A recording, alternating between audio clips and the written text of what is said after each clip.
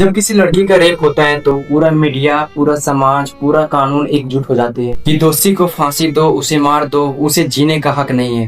हालांकि ये सब सच में होना चाहिए, लेकिन उन लड़कों का क्या जिसके साथ रेप हो जाता है और पूरा समाज, पूरा मीडिया ये मानने को तैयार नहीं होते। अगर लड़का बोल भी दे कि लड़की ने मेरा रेप किया है तो लोग उसका पूरा मजाक उड़ाएंगे और कहते ये है कि तुझे तो बहुत मजा मिला होगा, लेकिन हकीकत ये है कि उस लड़का का जिंदगी पूरा तबाह हो जाता है। सोचिए कल को वो अपना परिवार, पत्नी, बच्चों को कैसे फेस करेगा। आई सोच हर लड़के के दिल में बैठ जाती है और वो अंदर ही अंदर टूटने लगता है। आज मैं आपको दिल्ली की एक ऐसा ही लड़की की कहानी सुनाने जा रहा हूँ जिसको सुनने के बाद आपका खून भी खोल उठेगा कि हमारे लिए कोई इंसाफ नहीं है।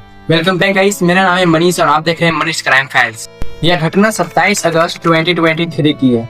सौरभ नाम का एक सीधा साधा लड़का जो पढ़ाई के साथ साथ डिलीवरी बॉय का भी काम करता था। घर की जिम्मेदारी उसका ही कंधे पर था क्योंकि पिता की मौत पहले हो चुकी थी। अब उसके साथ सिर्फ माँ और उसकी छोटी बहन थी। कॉलेज की पढ़ाई के बाद शाम 5 बजे से रात 12 बजे तक वह डिलीवरी बॉय का काम करता रहता ताकि घर खर्च और बहन की पढ़ाई दोनों चल सके। उस दिन भी वही रूटीन था, लेकिन काम अच्छा नहीं चला। डिलीवरी के काम मिलते ही रात 12 बजे जब वो घर लौटने वाला था तभी उसका फोन बजा और ऑर्डर आया। ऑर्डर देने वाली एक लड़की थी जिसका नाम था ईशा। उसने अपनी बाइक तुरंत घुमाई और रेस्टोरेंट पहुंचा। हैरानी की बात यह थी कि आधी रात को सिर्फ एक बर्गर का ऑर्डर मिला। डिलीवरी का एड्रेस करीब 10 किलोमीटर दूर मिला, लेकिन उसने सोचा चलो काम है तो करना ही पड़ेगा। वह उस ऑर्डर लेकर उस लड़की के घर पहुंचा और उस लड़की ने ऐप पर देख ली थी कि डिलीवरी बॉय आ चुका है। बड़ा सा बंगला था। बाहर एक लड़की आई और उस डिलीवरी बॉय से अपना ऑर्डर ली और बोली कि मेरे साथ चलो, तुमको हम कैश देते हैं। लड़के ने मना किया कि नहीं, मैं यहाँ पर ठीक हूँ, आप जाइए और अंदर से कैश लेकर आइए।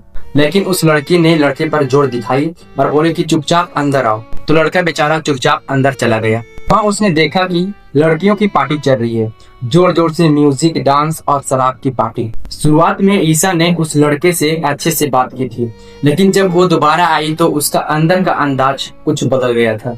ईशा ने शराब के नशे में बोली उस लड़के से, अगर तुम चाहो तो हमारे साथ तुम पार्टी कर सकते हो, हम तुम्हें ऑर्डर का भी जो पैसा होता है वो भी देंगे और जो तुम हमारे साथ पार्टी करोगे उसका भी पैसा डबल करके देंगे। सौरभ ने उस बात को साफ इनकार कर दिया और बोला मुझे सुबह कॉलेज जाना है, लेकिन लड़कियों ने उसके ऊपर दबाव बनाया और उस लड़की ने डिलीवरी बॉय से बोली अगर तुम नहीं मानेगा तो अभी हम तुरंत पुलिस बुलाकर तेरे ऊपर छेड़खानी और रेप का केस दर्ज करेंगे। ये सब बातें सुनकर सौरभ घबरा गया और वहीं पर रुक गया।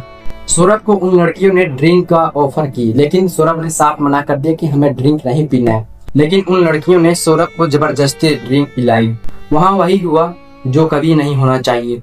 एक के बाद एक 5 लड़कियों ने सौरभ के साथ जबरदस्ती की। कोई शराब के नशे में हंस रही थी तो कोई उस पर कूद रही थी। सौरभ चाहकर भी वहां से नहीं निकल पाया। करीब 3 घंटे तक ये सब चलता रहा। जब सुबह 4 बजे सौरभ ने उठा और बोला अब तो हमें जाने दो। जब लड़कियों का नशा उतरी तो बोली अब यहाँ से तुम जल्दी निकल जाओ। सौरभ ने रोते हुए बाइक पर बैठा और बारिश होने के बावजूद भी उसकी आंखों से आंसू निकल रही थी। जब सौरभ अपना घर पहुंचा तो उसके माँ ने कि कहाँ थे बेटे तुम इतना देर से। तो सौरभ ने एक बहाना बनाया कि माँ हम अपने एक दोस्त के घर थे।